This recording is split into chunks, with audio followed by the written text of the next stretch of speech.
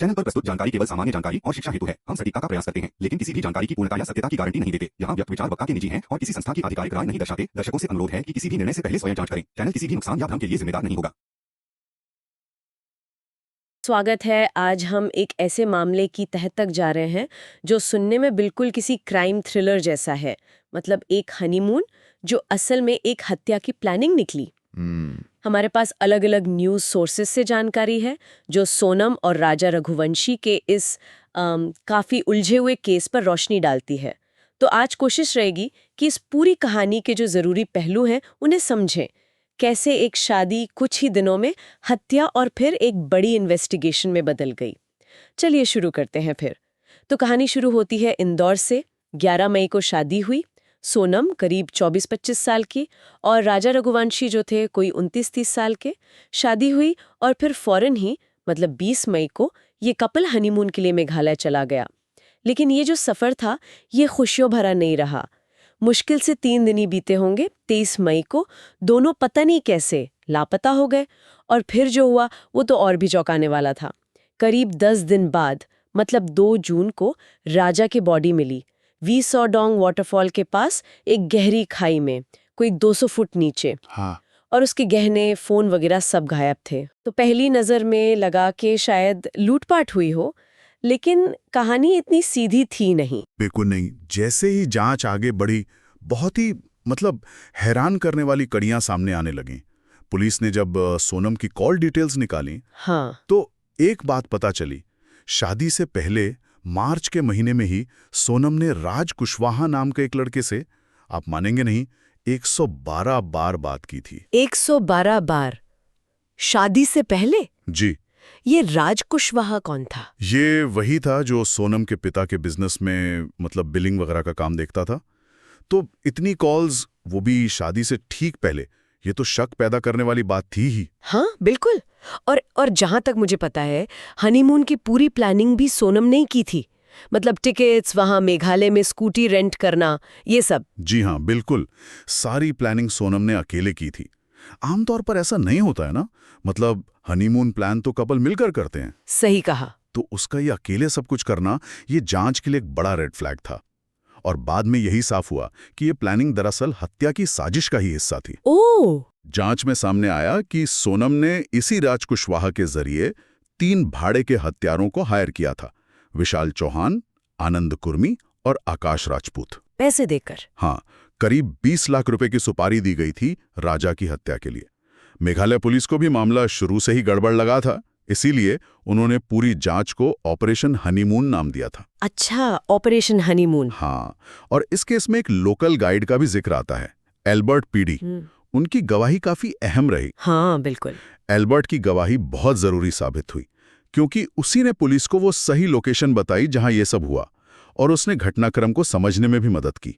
शायद उसने कपल को या हमलावरों को उस एरिया में देखा था। और हत्या के बाद सोनम का बर्ताव कैसा था? वो भी शक के दायरे में था। जी हाँ, बिल्कुल। उसका बर्ताव बहुत अजीब था। सबूत मिटाने के चक्कर में उसने अपना फोन तोड़ दिया। अच्छा। हाँ, और फिर जैसे ही मौका मिला वो उस इलाके से भाग निकली। जाहिर है, ट्रैक होने से बचना चाहती थी। फिर कई दिन गायब रहने के बाद 9 जून को वो मिली यूपी में, गाजीपुर के पास एक ढाबे पर। और वहां उसने क्या कहानी बताई? वहां उसने खुद के अपहरण और लूटपाट की एक झूठी कहानी सुना दी। मतलब पुलिस को गुमराह करने की पूरी कोशिश की। नशे की बात, अपहरण की बात। हाँ, बहुत कोशिश की, लेकिन वो कहते हैं ना, सच ज्यादा देर छुपता नहीं।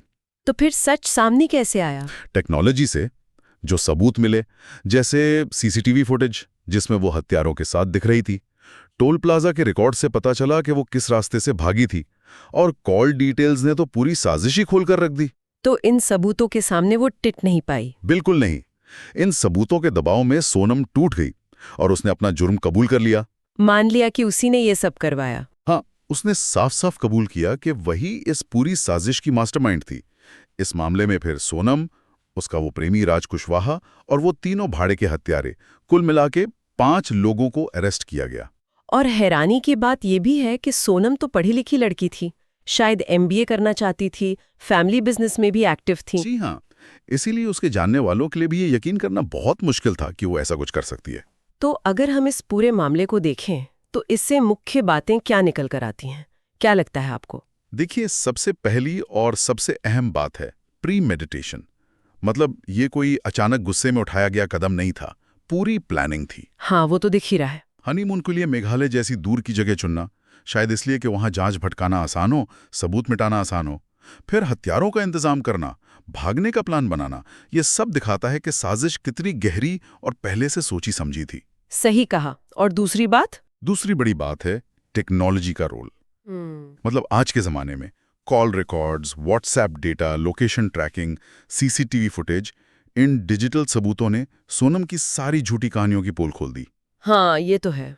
ये दिखाता है कि अब अपराध करके पूरी तरह बच निकलना कितना कितना मुश्किल हो गया है। बिल्कुल। और कोई पहलू? और हाँ, तीसरा पहलू है मानवीय पहलू। जैसे वो लोकल गाइड एल्बर्ट, उसकी सतर्कता, फिर सोनम का अपना बर्ताव। शादी के टाइम वो चुप चुप रहती थी, ऐसा भी सुनने में आया। फिर उसका भागना, झूठी कहानी गढ़ना, ये सब छोटी छोटी बातें भी जांच के लिए बड़े सुराग बन गई। तो कुल मिला के ये मामला एक बहुत ही ठंडे दिमाग से, सावधानी से रची गई साजिश का पर्दाफाश है। हनीमून का एक खुशनुमा मुखौटा और उसके पीछे एक भयानक हत्या। सबूतों ने तो अभियुक्तों की भूमिका लगभग साफ कर ही दी है। अब मामला कोर्ट में है और आगे की कार्रवाई वहीं होगी। बिल्कुल। और ये घटना सोचने पर मजबूर करती है कि मतलब रिश्तों में भरोसा टूटना किस हद तक जा सकता है और कैसे इतने योजनाबद्ध तरीके से भी अपराध किए जा सकते हैं। साथ ही ये भी दिखता है कि सच्चाई सामने लाने में टेक्नोलॉजी और इंसानी सूझबूझ दोनों का तालमेल कितना जरूरी है। एक सवाल शायद ये भी उठता है कि ऐसी घटनाओं के पीछे क्या कोई गहरे सामाजिक या मनोवैज्ञानिक कारण भी होते हैं जिन पर शायद हमें और ध्यान देने की जरूरत है।